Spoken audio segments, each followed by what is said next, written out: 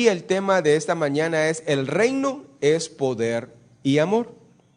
Quiero que me acompañen al libro de Mateos, capítulo 11, versículo 11 y 12.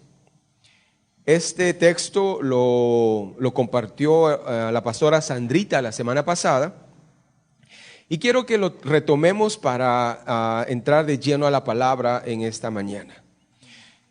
Les voy a leer traducción lenguaje actual para poderlo comprender mejor, y dice: les aseguro que todavía no ha nacido un hombre más importante que Juan el Bautista. Repito de nuevo: les aseguro que todavía no ha nacido un hombre más importante que Juan el Bautista.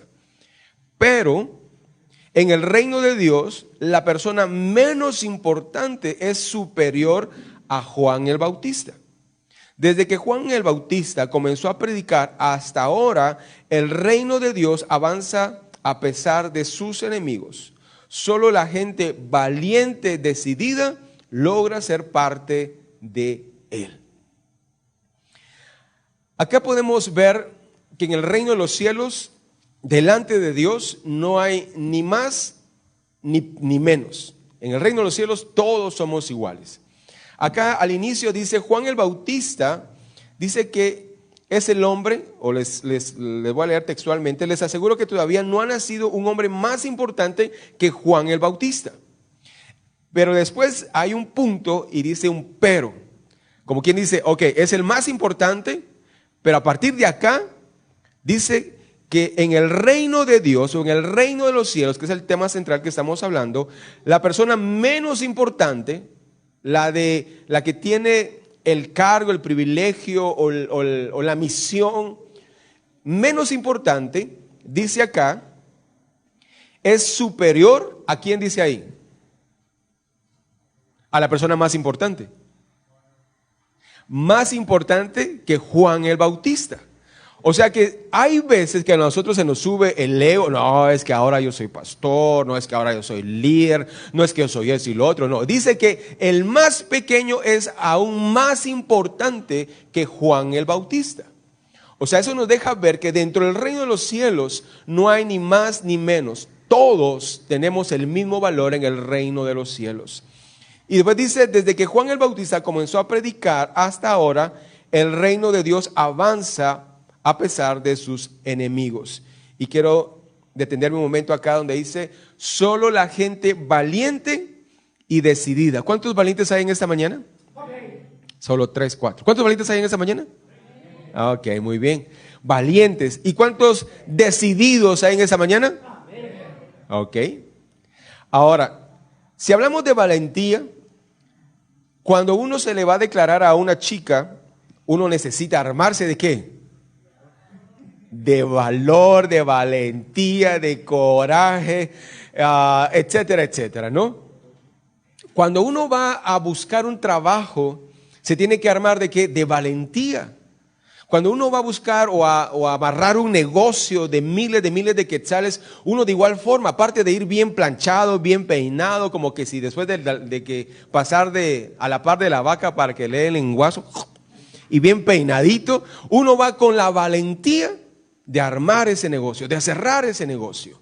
Todo en nuestro día a día se trata de valentía, pero también se trata de gente decidida.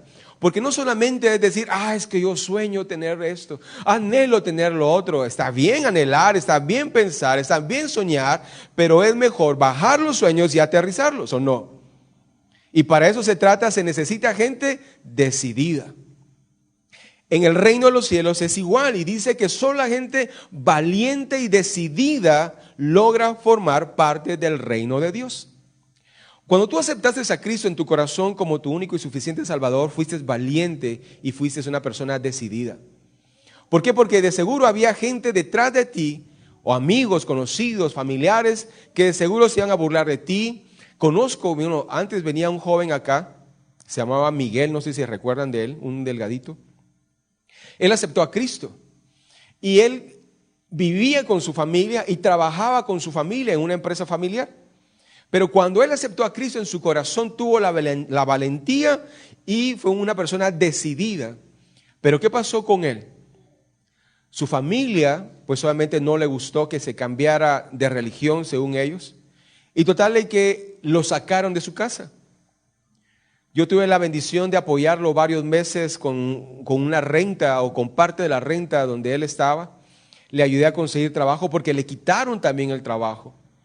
Pero eso es lo que se necesita, gente valiente, que no importando las cosas que vengan, nosotros vamos a estar ahí siempre al frente.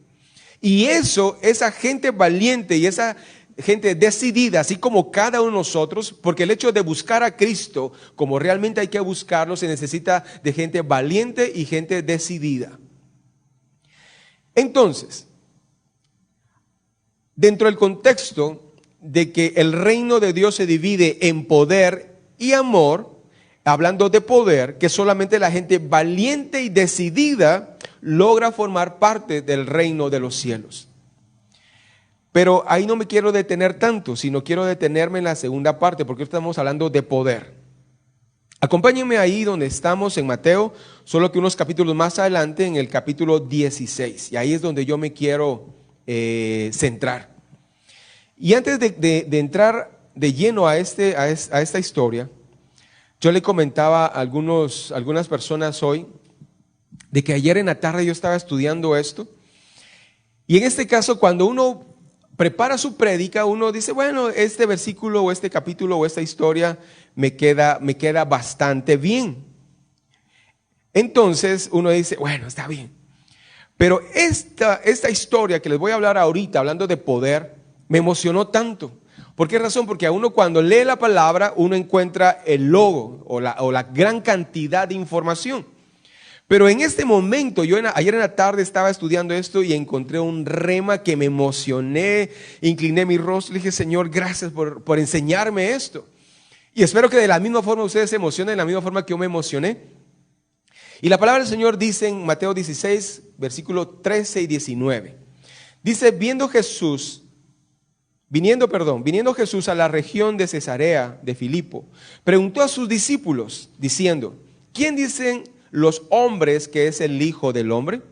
Ellos dijeron, unos Juan el Bautista, otros Elías y otros Jeremías y alguno de los profetas. Versículo 15. Y él les dijo, ¿y vosotros quién decís que soy yo? Respondió Simón Pedro, dijo, tú eres el Cristo, el Hijo del Dios viviente. Entonces respondió Jesús, bienaventurado eres, Simón, hijo de Jonás, porque no te lo reveló carne ni sangre, sino mi Padre que está en los cielos. Versículo 18. Y yo también te digo, tú eres Pedro, y sobre esta roca edificaré mi iglesia, y las puertas del Hades no prevalecerán contra ella.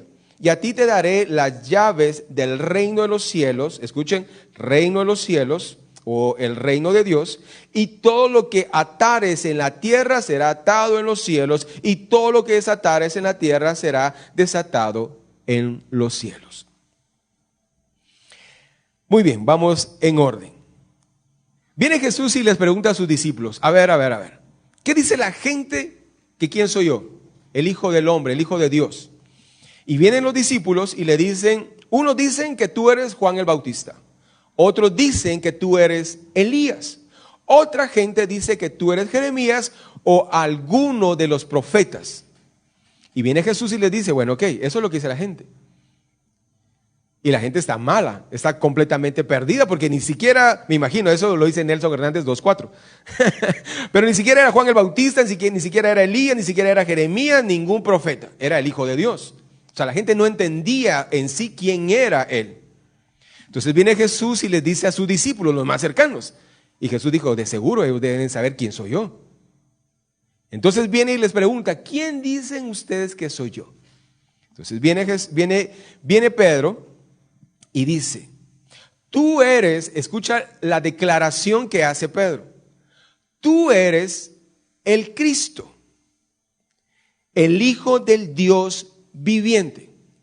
Miren, pues desde aquí yo me empecé a emocionar ayer, porque cuando habla y Pedro le dice, tú eres el Cristo, recuerden que la palabra Cristo, ¿qué significa? El Mesías. Entonces Pedro le está diciendo, tú eres el Mesías, el prometido del Antiguo Testamento hasta ahora, tú eres esa promesa viva. Tú eres el Hijo de Dios. Y la palabra Jesús y Cristo unidas al final significa el Mesías, Dios salva. Entonces, en ese momento viene Pedro y está haciendo una declaración de fe. Cuando tú aceptaste a Cristo, ¿qué declaración hiciste? Una declaración de fe. Dijiste, yo reconozco a Cristo, el Mesías, como mi único y suficiente Salvador. O sea, tú en ese momento estabas declarando quién era Cristo y estabas declarando que en este caso lo necesitabas a Él. Y en este caso, Pedro está declarando quién era Jesús, que era el Cristo. Entonces viene Jesús y le dice, esto no te lo reveló ni carne ni sangre, sino ¿quién dice que se lo reveló? Mi Padre. Dice, esto te lo reveló mi Padre que está en los cielos. La palabra de Dios dice que por la fe, pero al oír la palabra del Señor, viene la fe. O sea, si yo escucho, viene fe a mi corazón. ¿Y qué era lo que había pasado con Pedro? Había estado cerca del Señor, había escuchado la palabra y eso trajo fe para poder declarar. ¿Y quién se lo declaró a él primero? Dios, en este caso el Espíritu Santo. La palabra de Dios dice que nadie puede decir Abba Padre o Papá lindo a Dios si no es por medio de ¿quién? Del Espíritu Santo. Entonces viene Jesús y le dice, Pedro, lo que tú acabas de declarar, eso no te lo dijo ningún hombre, ni siquiera tú lo imaginaste, sino fue el Espíritu Santo, fue mi Padre quien te lo reveló. Ahora, eso es fundamental para lo que viene después, hablando tú eres Pedro y sobre ti edificaré mi iglesia. Pongan mucha atención, por favor. Entonces, después de decirle, mira Pedro, esto no te lo reveló nadie. De seguro es una revelación, un sentir que Dios te puso. Entonces viene en el versículo 18, le dice, tú eres Pedro y sobre ti o sobre esta roca edificaré mi iglesia. Dos cosas importantes. Primero, o lo segundo que se le voy a decir primero, es iglesia. En ese versículo es la primera vez que se habla de iglesia, la primera vez que se menciona iglesia como el concepto que hoy conocemos como iglesia. La segunda vez, o la tercera vez, bueno, la segunda vez son 2 capítulos más adelante que habla también de la iglesia, que lo vamos a ver más adelante, pero la tercera vez que habla el término iglesia es en Hechos capítulo 2, si no mal recuerdo, cuando dice, y Dios añadía a los que debían de ser salvos a la iglesia. O sea que la misma iglesia que Jesús está hablando acá, es la misma iglesia que se está multiplicando en el libro de Hechos. Entonces, imagínense acá. Viene Jesús y le dice, tú eres Pedro. Pero Pedro, o sea, Pedro no era su nombre original, ¿se recuerdan? Sino era ¿qué? Simón. Entonces le dijo, ahora tú vas a ser una piedra. Entonces en el tiempo de Jesús ponían una gran piedra como cimiento para de ahí colocar las columnas. Entonces, miren esto, por eso yo ayer me emocioné un montón. Entonces viene Jesús y le dice, tú eres Pedro y sobre esta roca edificaré mi iglesia. Entonces, sobre Pedro estaba Jesús diciendo que sobre él iba a edificar su iglesia. ¿Por qué? Porque él iba a ser el primer convertido, el primero que había aceptado a Cristo, el primero que había declarado, tú eres el Cristo. El resto de los discípulos, aunque anduvieron con Jesús, no estaban en el mismo sentir. Dios tampoco se los había revelado a él, sino fue a ¿quién? A Pedro. Ahora vayamos al libro de Hechos. Ahora yo entiendo por qué, ahora que estamos estudiando Hechos, yo digo, pero ¿por qué Pedro empezó todo el rollo? ¿Se recuerdan? Cuando fue el día de Pentecostés, Pedro se levantó y dijo, momento pueblo, ellos están borrachos. Es muy temprano para estar borracho. Y ahí empieza a predicar. Y se convierte en 3,000 y después, cuando él sana a un cojo, él dijo, momento, espérense. Y empieza a predicar otra vez. Y aceptan 5,000. Entonces ahí se estaba haciendo realidad lo que Jesús le había dicho aquí en el libro de Mateo. Sobre ti edificaré la iglesia. ¿Por qué? Porque Pedro había sido el primero que había aceptado a Cristo. Había reconocido al Salvador, al Mesías, a la promesa que estaba en el libro en el Antiguo Testamento. Entonces viene Jesús y le dice, tú eres la roca, tú eres la piedra, tú eres la base. ¿Por qué? Porque después Jesús viene y dice, id y hacer discípulos. O sea, Pedro fue el estartazo en el cual el reino de los cielos se empezó a expandir. Después dice, edificaré mi iglesia. Efectivamente, Cristo no vino por el concepto iglesia, estructura, un edificio o un nombre, sino en este caso, iglesia también se traduce asamblea o reunión, donde se juntan personas con ¿qué? Con el mismo sentir, con el mismo deseo de buscar de Dios. Entonces, cuando dice acá que es para que tú edifiques mi iglesia, no se refiere a una iglesia como tal o una religión, sino se trata al hecho de formar una gran cantidad de personas y estas personas compartan las buenas nuevas de salvación. Ahora el versículo 19 dice, te daré las llaves del reino de los cielos. Hagamos un paréntesis acá. ¿A quién se le da las llaves de la casa? A los que son parte de la casa. Si a ti no te han dado las llaves de la casa, habla con tu papá o con tu mamá o hermana, habla con su esposa. ¿Por qué? Porque obviamente cuando tú tienes las llaves de tu casa es que te están dando la responsabilidad, pero también te están dando el derecho, te están diciendo tú eres parte de esta casa y puedes entrar cuando tú quieras y puedes entrar a quienes tú quieras y puedes salir cuando tú quieras. ¿Por qué? Porque el hecho de tener una llave te da autoridad sobre esa casa. Entonces cuando viene Jesús y le dice, a ti te daré las llaves del reino de los cielos. O sea, si ustedes se dan cuenta, aquí está hablando mucho de reino, del reino de los cielos, y eso es lo que estamos hablando. Entonces, ¿cuándo empezó todo esto? Cuando Pedro dijo, tú eres el Cristo. Entonces viene Jesús y le dice, eso no te lo reveló nadie, solo Dios te lo pudo haber revelado. Ahí Pedro aceptó y después viene y le dice, mira, sobre ti empezaré a edificar mi iglesia. Tú vas a ser el primer líder que va a levantar este movimiento. Y después dice, te daré las llaves del reino, te daré acceso, te daré autoridad. Ahora, hablando de poder de reino, mira lo que dice más adelante del versículo que estamos leyendo, que es el versículo 19. Y dice, todo lo que atares en la tierra será atado en los cielos, y todo lo que desatares en la tierra será desatado en los cielos.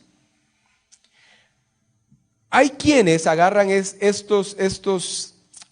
versículo y lo utilizan a que en este caso usted tiene el poder, usted puede hacer esto, usted puede hacer lo otro, porque acá en la Biblia lo dice. Sí y no.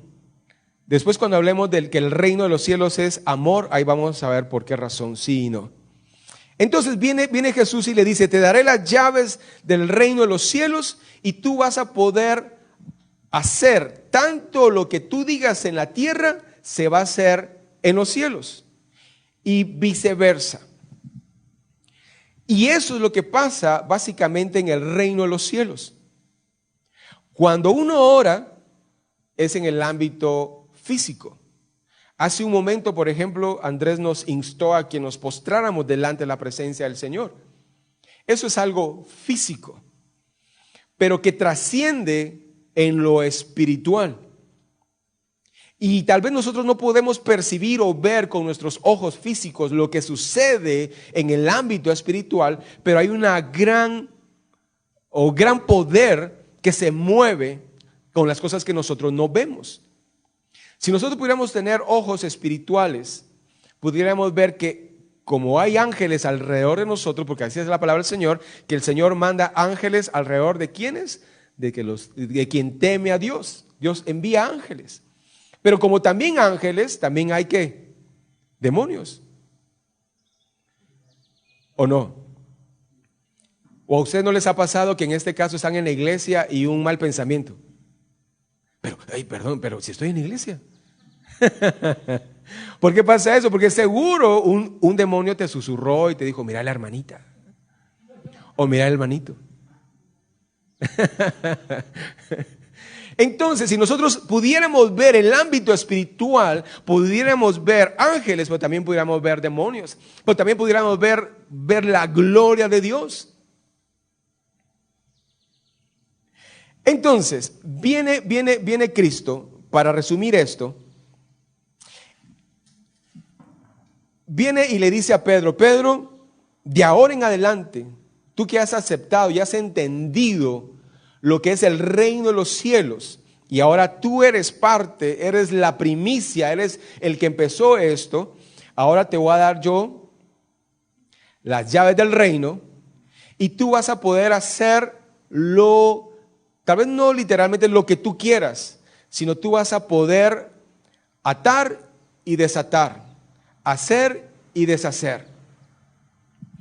Por eso yo muchas veces bromeo y le digo, ¿por qué cuando hay, por ejemplo, son las 11 de la noche, ustedes van en una calle un poco oscura y solo un poco ahí al fondo un foquito, ¿acaso no nos da miedo? Y más si andamos en Antigua y nos dicen del Cadejo, la Llorona, la Ciguanaba, la no sé qué, y uno dice, el Cadejo, y peor si uno escucha, uno con miedo, con temor anda. Pero ¿no dice la Biblia que mayor es el que está con nosotros que el que está en el mundo? Pero muchas veces nosotros le tenemos más temor a las cosas malas que a las cosas buenas. Hay gente que dice, mire, no vaya por ahí porque, mire, pues por aquella casa hay un brujo. Es cierto, no, entonces mejor me voy por otra cuadra. Pero ¿por qué no hacemos las cosas al revés? Mejor que nos tengan miedo a nosotros. Porque somos hijos de Dios, ¿o no? ¿Cuántos hijos de Dios hay en esa mañana? Ok, solo 4. Por favor, sí. Dice, todo lo que atares en la tierra será atado en los cielos. Cristo ha dado la autoridad y el poder a cada creyente. Amén. Para atar a Satanás y a sus secuaces de las tinieblas y usar el nombre de Jesús para hacer esto. Lee, por favor, léelo de nuevo, mejor. Y todo lo que atares en la tierra será atado en los cielos. Cristo ha dado la autoridad y el poder a cada creyente para atar a Satanás y a sus secuaces de las tinieblas y usar el nombre de Jesús para hacer esto. Gracias, Luisito. Lo que dice esa versión, ¿esa es viviente o no? ¿Cuál? Actual. Wow. Ahí nos habla aún más claro cuando en este caso dice, aquí está, todo lo que atares en la tierra será atado en los cielos y todo lo que desatares en la tierra será desatado. Pero ahí habla que en este caso a todos los creyentes. Pero mucha gente entiende que eso solamente se lo dio en este caso a Pedro. Y más adelante hay otro versículo que también complementa eso, que en este caso todos nosotros podemos hacer lo mismo. ¿Por qué? Porque en este caso, y repito antes de pasar al segundo punto, que es el reino de amor o el reino es amor, es que en este caso Pedro pudo entender quién era Cristo. ¿Por qué razón? Porque el resto de los discípulos estaban viendo que era un profeta. Judas pensaba que era un revolucionario que venía a salvarlos, pero solamente Pedro entendió el concepto del por qué Cristo había venido a esta tierra. Entendió Juan 3:16. Y eso es lo que cada uno de nosotros entendimos, que no venimos a una religión, sino venimos a buscar a aquel que nos salvó, aquel que nos amó primero. Eso es lo que venimos a hacer. Y esa es la gran diferencia. Y eso fue lo que entendió Pedro. Y cuando Pedro lo entendió, dijo, tú eres el Cristo. Y Cristo le dice, eso nadie te lo reveló mi Padre, te lo reveló el Espíritu Santo. Y eso fue lo que nosotros entendimos cuando levantamos nuestras manos y dijimos, Señor, yo te acepto en mi corazón. Por favor, ven, tú eres el Cristo, tú eres el Mesías, tú eres la promesa de salvación. Y eso fue lo que entendió Pedro. ¿Y qué le dijo Jesús? A ti te daré las llaves del reino de los cielos. Y todo lo que tú atares y desatares de igual forma va a ser en la tierra como en el cielo. Y eso mismo pasa también con cada uno de nosotros. Aquí quiero que hagamos un paréntesis, un gran paréntesis, que es la segunda parte. Porque todo lo que hemos hablado ahorita trata de poder, de hacer cosas grandes, poderosas, hacer milagros, sanidades, etcétera, etcétera. Pero la otra parte que casi no se habla, por ejemplo, cuando uno va a un congreso, a un seminario cristiano, uno trata, o los que organizan este evento tratan la manera que uno salga empoderado, salga todoterreno espiritual, etcétera, etcétera. Pero lastimosamente, como también hay que tomar poder, convicción hacia dónde vamos, también hay que tener en cuenta otra parte que no hay que descuidarla. Vamos a Mateo 18, 18 al 20 y vamos a hablar que el reino de Dios es amor.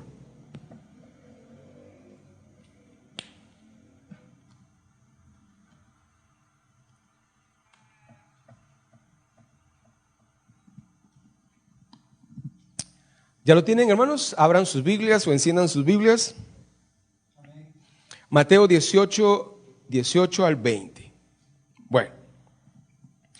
De cierto os digo que todo lo que atéis en la tierra será atado en el cielo.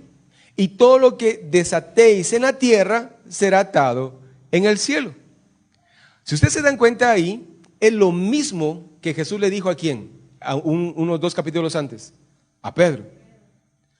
O sea, lo mismo que le estaba diciendo a Pedro, le está diciendo a sus discípulos a nivel general. Porque si ustedes leen los versículos anteriores, Jesús les está hablando de amar a nuestro prójimo, de hacer cosas buenas. Inclusive en los versículos anteriores dice que si alguien te hace algo, que en este caso tú hables con él. Y si ese alguien no te hace caso, pues llama a otros 2 que hagan testigos. Y trata la manera, dice, de arreglar la situación. Y después de eso, algo tan sencillo como arreglen la situación, mucha hambre. No pueden seguir así. Entonces viene Jesús, nomás termina eso de hablar y dice, de cierto os digo que todo lo que atéis en la tierra será atado en el cielo y todo lo que desatéis en la tierra será desatado en el cielo. Algo tan sencillo como ponerse de acuerdo con alguien y pedir las paces o pedir perdón o dar perdón, etcétera, etcétera. Algo tan sencillo me abre la puerta para lo que dice acá, que todo lo que yo atara en la tierra será atado en el cielo y todo lo que yo desatare en la tierra será desatado en los cielos.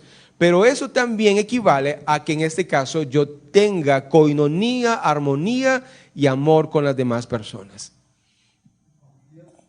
Miren, hay un corito que dice, hay más religiones que niños felices. Y es cierto. ¿Y por qué se forman tantas iglesias? Porque un miembro de la iglesia no le gusta tal cosa de esa iglesia y dice, ya me voy de esta iglesia y forma otra iglesia. ¿O no es cierto? O hay ministerios muy grandes que se señalan unos contra otros. No, que esto, que esto y lo otro. Pero en este caso, mira lo que dice más adelante el versículo 19. Otra vez os digo, que si 2 de vosotros se pusieren de acuerdo en la tierra acerca de cualquier cosa que pidieren, les será hecho por mi Padre que está en los cielos. O sea que si yo me pongo de acuerdo, ahí sí se activa lo que dice, lo que yo atare o desatare será hecho en la tierra y en el cielo. ¿Por qué creen ustedes que cuando uno predica de pedir perdón y cuando ustedes van con la persona que les ha hecho algo y ustedes dicen, mira, perdóname eso y lo otro, ¿quién sale más bendecido? ¿El que pidió perdón o el que da perdón? El que pide perdón. El que pide perdón es el más bendecido, porque el que recibió, el que dijo, está bueno, pues te perdono, está bien, inmundo.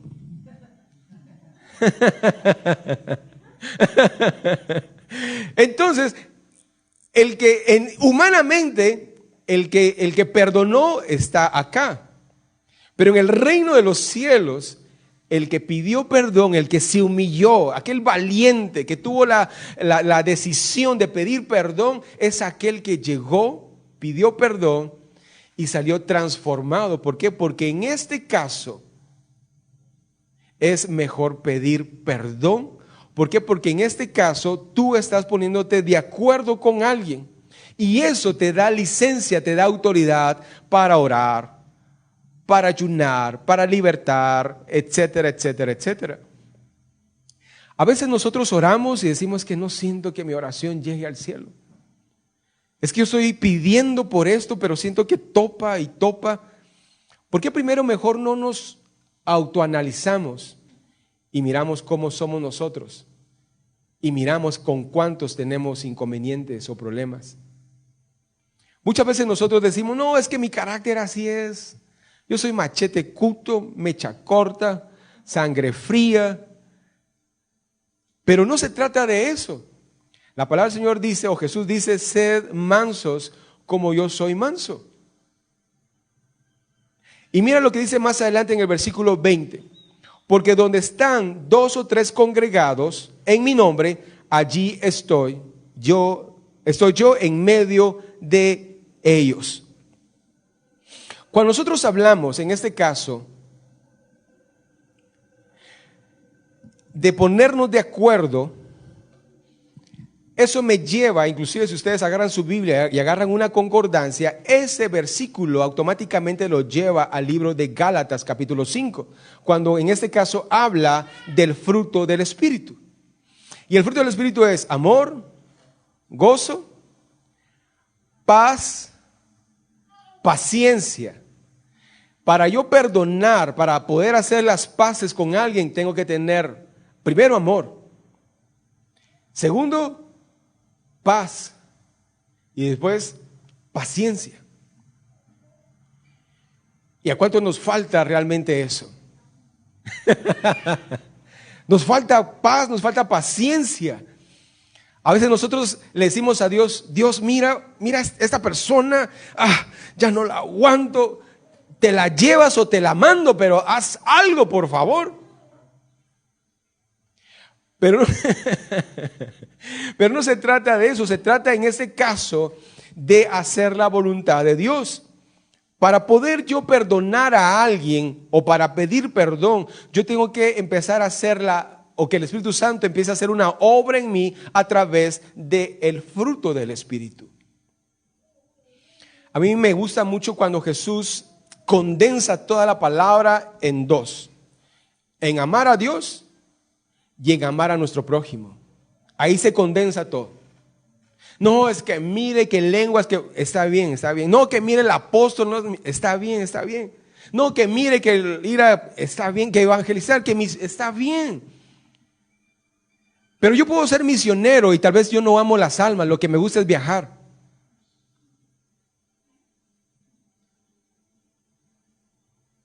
Si a alguien le gusta viajar, esa es una muy buena opción.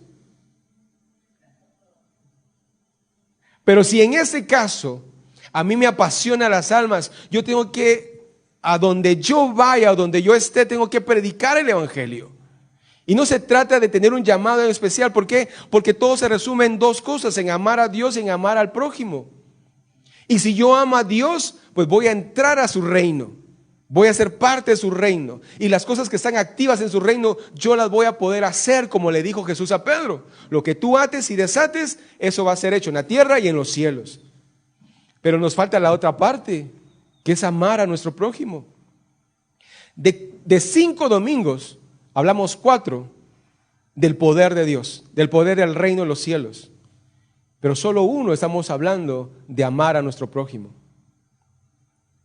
Y muchas veces por eso tal vez no fluimos, diríamos por ahí. No brotamos en el poder de Dios, porque falta todavía eso. Y después dice, si 2 de vosotros se pusiesen de acuerdo en cualquier cosa que pidieren, les será hecho por mi Padre que está en los cielos. Si estamos de acuerdo. Y lo anterior dice, vamos a ver.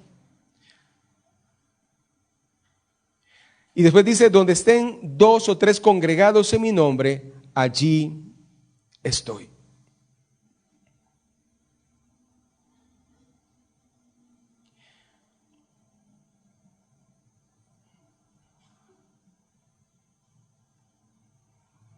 Ya para ir terminando, en Romanos 14:17 dice: porque el reino de Dios no es comida ni bebida, sino justicia, paz y gozo en el Espíritu Santo.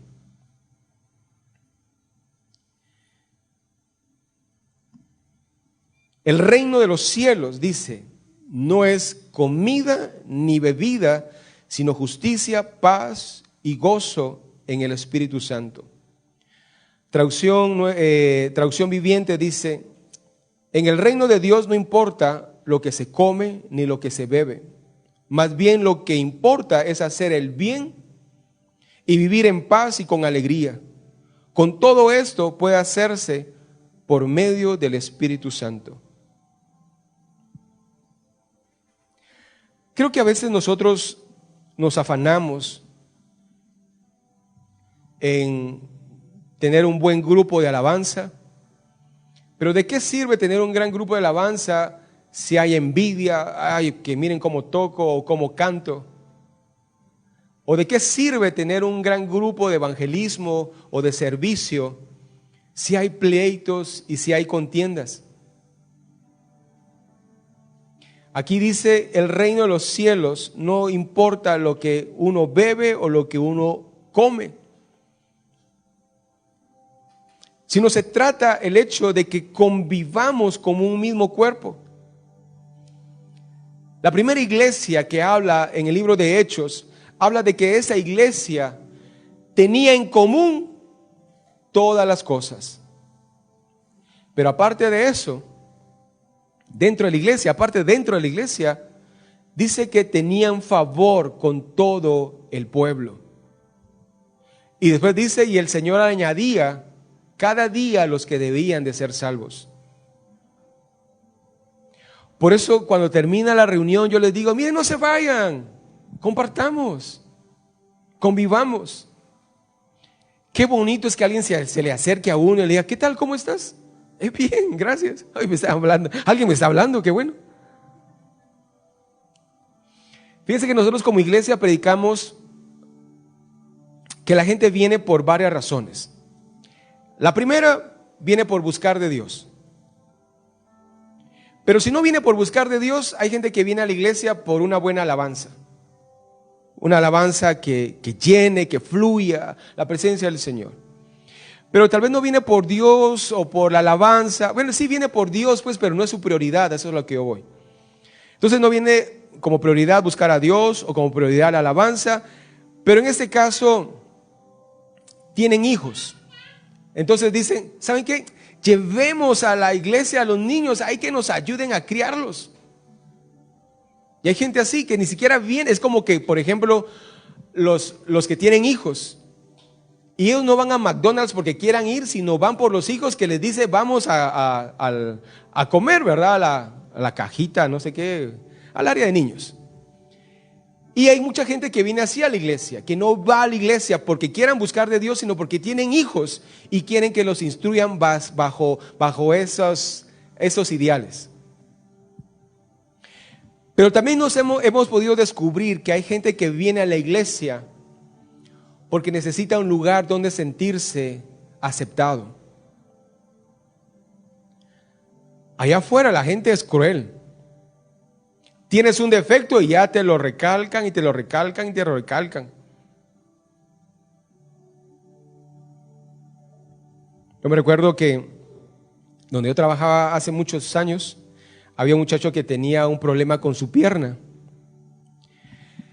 Mejor no les digo cómo les decía. Pero miren, lo molestaban hasta donde ya no, mejor sí les voy a decir, ¿verdad? Porque se quedaron así como, ¿cómo les decían? Le decían chorrito. Se hacía grandote y se hacía chiquito porque así caminaba él, ¿ve? Y este pobre, o sea, se reía y decía: gracias por decirme chorrito, gracias, que no sé qué. Pero un día yo lo encontré en la cafetería de la empresa y le dije, ¿vos qué? Pero se notaba que estaba muy triste. Y me dice, estoy cansado de tanta molestia, tanta molestadera. Y eso pasa allá afuera. Allá la gente no perdona. Y si la gente te puede meter canilla para pasarte y optar a un mejor puesto, lo hace. Por eso cuando venga la gente a la iglesia hay que abrir nuestros brazos y demostrar el amor de Dios que hay en nosotros. Porque si nosotros abrimos nuestros brazos de amor hacia la gente, vamos a demostrar el amor de Dios a través de nosotros. ¿Cómo creen ustedes que Dios abraza a la gente? A través de nosotros. ¿Cómo creen ustedes que Dios sana a la gente? A través de nosotros. Entonces es tan importante amar a la gente como también hablar en lenguas o profetizar. Pero de nada me sirve hablar en lenguas o profetizar si yo no tengo amor. En los versículos anteriores que leímos, Jesús está hablando de amar al prójimo. Y después Jesús le dice, si ustedes hacen esto, ustedes van a atar y a desatar en el reino de los cielos. Y voy terminando con esto.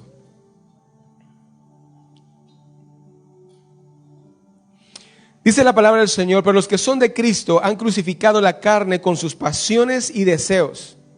Si vivimos por el Espíritu, andemos también por el Espíritu. No nos hagamos vanagloriosos, irritándonos unos a otros, envidiosos unos a otros. Yo quiero exhortarte, hermano, que a partir de hoy actives los dones del Espíritu, pero que también actives el fruto del Espíritu. Increíble, ¿verdad? O sea, ¿cómo es que Dios nos da dos herramientas poderosas? El don del Espíritu Santo para sanar, para liberar, para dar consejo, palabra sabia, etcétera, etcétera. Y el otro es para poder demostrar el amor de Dios hacia las demás personas. Cuando terminemos hoy, no te vayas. Y si no conoces a alguien, acércate. Y si tienes miedo del coronavirus, pues toma tu distancia, una doble distancia si quieres, y aunque no le escuches lo que te está diciendo, porque con la mascarilla no se entiende, pero trata la manera de convivir con alguien.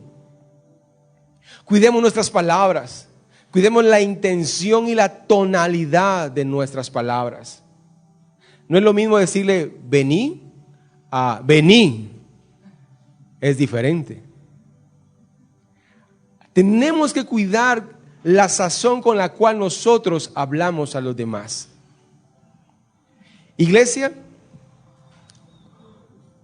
hoy había una palabra que Dios dio y decía que algo grande va a pasar en la iglesia. Pero solo los valientes y los decididos van a ser parte de ese movimiento. Yo espero que todos los que están acá y los que nos están viendo y los que no pudieron venir hoy, pues seamos de ese movimiento tan grande, pero es necesario dos cosas: valientes y decididos, tanto para los dones como para el fruto del Espíritu. Cerremos nuestros ojos. Padre, en esta mañana, Señor, tú que escudriñas cada corazón, tú que escudriñas, Señor, nuestro caminar, a ti no te podemos engañar, Señor. Señor, mira el deseo de cada uno de los que estamos acá. Mira el anhelo de nuestros corazones. Tal vez queremos hacer muchas cosas en el reino de los cielos, pero es tan importante, así como hablar del poder, es también importante hablar del amor en el reino de los cielos. Yo te pido, mi Dios, que a partir de este momento, a partir de esta mañana, Señor, podamos cambiar nuestra forma de ser, de hablar, de pensar, de tratar a las personas. Yo sé, Señor, que somos humanos que somos afectados por circunstancias, que somos afectados por muchas circunstancias a nuestro alrededor. Pero yo te pido, mi Dios, que nos ayudes cada día ser más como tú. Que podamos hablar, que podamos transpirar, que podamos caminar, Señor, como tú quieras. Tu palabra dice, Señor, que Antioquía fue la primera vez que les llamaron cristianos. Pero no porque llevaban un rótulo, una pancarta, decía, nosotros somos cristianos. No, sino por su forma de hablar, de comportarse. Eso es lo que realmente dice que nosotros somos cristianos. Señor, llena cada corazón, restaura cada vida. Y si nosotros tenemos que pedir perdón, ayúdanos a ser valientes y decididos para acercarnos y para pedir perdón. Gracias te doy y ahora, Señor, te pido que tú nos bendigas esta semana. Yo te voy a invitar ahí donde tú estás, que levantes tus manos y que oremos para que Dios esta semana nos bendiga y que cualquier proyecto que tengamos en mente o cualquier trabajo que tengamos o cualquier cosa que vayamos a hacer, se la pongamos en las manos del Señor. Levanta tus manos ahí en fe y oremos. Padre, en este momento te damos gracias, Señor, porque sin duda alguna tú estás con nosotros. Tu palabra dice que tú concederás las peticiones de nuestros corazones, pero que nosotros te busquemos primero, que nos deleitemos en ti. Y eso es lo que estamos haciendo. Por consiguiente te decimos y te pedimos, Señor, que nos bendigas esta semana. Que podamos ver tu mano gloriosa en esta semana, ya sea en el trabajo, ya sea en el negocio, o en nuevos proyectos, o en la casa, o en la familia, Señor, sea donde sea. Te pido, mi Dios, que tú mires estas manos levantadas, mires la intención de cada uno de nosotros y que nosotros podamos ver tu gloria en esta semana. Gracias te damos y lo creemos, mi Dios, en fe, que tú vas a obrar. Y todo te lo pedimos en el nombre de Cristo Jesús. Y el pueblo dice, amén. Amén.